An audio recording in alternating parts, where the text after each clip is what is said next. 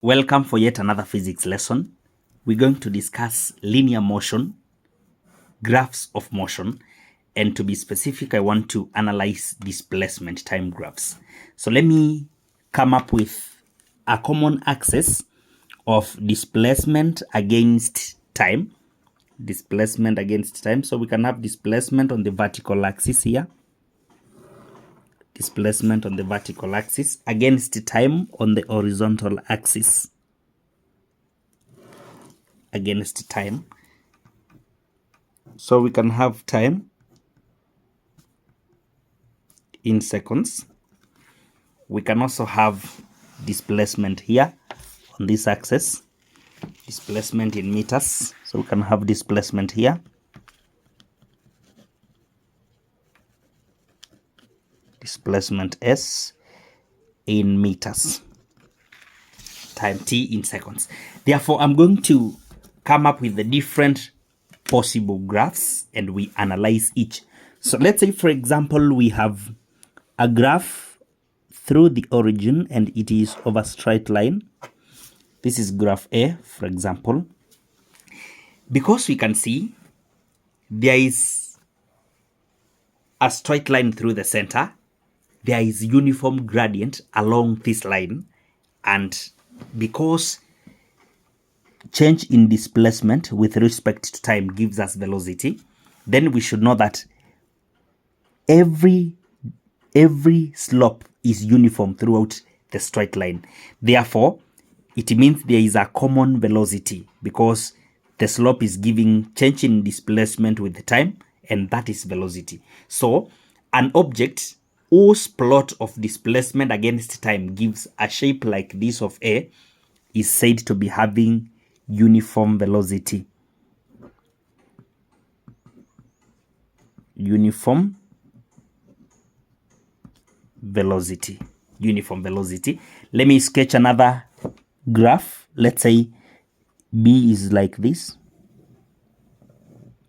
This is graph B.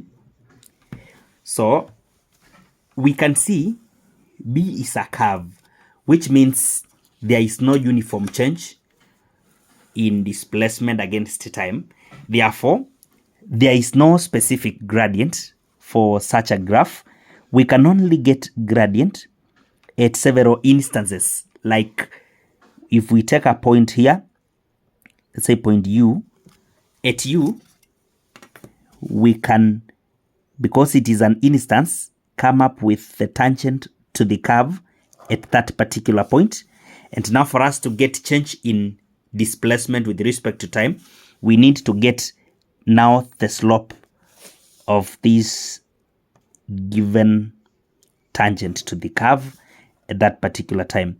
Therefore, we can obtain change in displacement against change in time. This will give us the velocity at that point. We can consider velocity at a different instance. Let's say this is velocity at a point W. So at point W, we again draw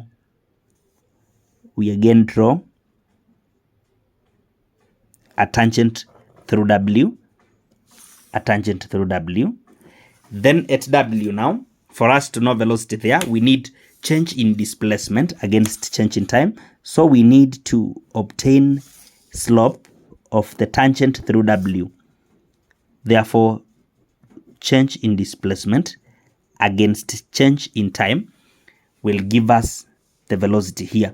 So when we compare the slopes now, we can see that the slope at W is greater than that at U, and we can conclude graph B is having an increasing velocity. So velocity is not the same, it is going to be increasing. So this is increasing velocity. In other terms, instead of increasing velocity, we can talk of uniform acceleration. So uniform acceleration is another language of increasing velocity. Let us look at another graph C of displacement against time. We can have it now through here. We call it C. So now we will have again velocity which is not uniform, changing velocity. And now we want to be specific on what type of a change in this velocity for graph C. So if we consider a point like T, at point T, for us to know velocity here, we need to draw a tangent to the curve through T, a tangent to the curve through T, tangent to the curve through T. Then now, to get the velocity, we need change in displacement against change in time, change in displacement against change in time. That will be the velocity at point T. We can also progress with the same line and consider a different point like point S. At point S, we need to draw a tangent through that point to the curve. A tangent like that. A tangent is just a line which touches a curve. So for us to get again velocity there, we need change in displacement against change in time. Therefore, with this, we can see now the slope is greater at T than at S. So we can conclude for curve C, there is a decreasing velocity. Decreasing velocity. Decreasing velocity, which in other words can be called uniform retardation. Uniform retardation. Uniform retardation or deceleration. Let me bring another aspect. You can be told to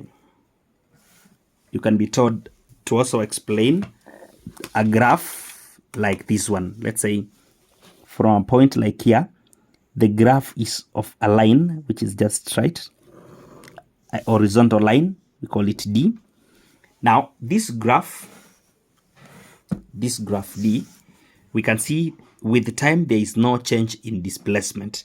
The displacement we are having at time equals to 0 is also the same displacement we will be having when t equals to a certain value, and the same displacement when t is a different value. So displacement is not changing. This means the body is stationary.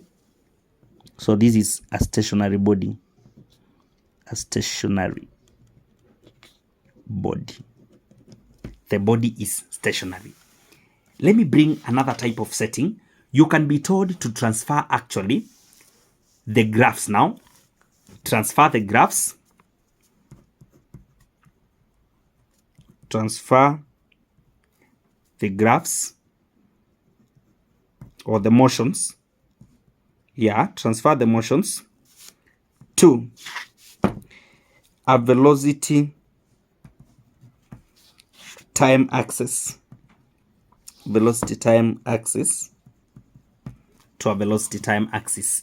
And in this case now, from a displacement time graph to a velocity time graph, let me just sketch it very fast. Let me check the changes we will have. Can have time in seconds and velocity in meters per second. So with the axis here, if we want to transfer A, which is uniform velocity, so for uniform velocity in displacement time graph, it is a straight line through the origin, but now uniform velocity will be a horizontal line in a velocity time graph. Remember our former. So A, which is a straight line through the origin, now becomes a horizontal line like that. That will be A. The other one is B, which is increasing velocity. Increasing velocity, or rather uniform acceleration. So uniform acceleration is going to be a line through the origin, which is very straight. So this is going to be B, which is now our uniform acceleration. It was a curve for displacement time graph, but in a velocity time graph, it is a straight line through the origin. Again, we have C, which is uniform retardation, or rather decreasing velocity. So decreasing velocity with the time is going to be from a given time, from a given value, velocity will decrease. Velocity will decrease probably to 0. So this is going to be our C now, decreasing velocity. So C, which is a curve, now becomes a line of a negative gradient, a line with a negative gradient. So that is how we can transfer graphs of motion from a displacement time graph to a velocity time graph. Thank you for following, subscribe and share.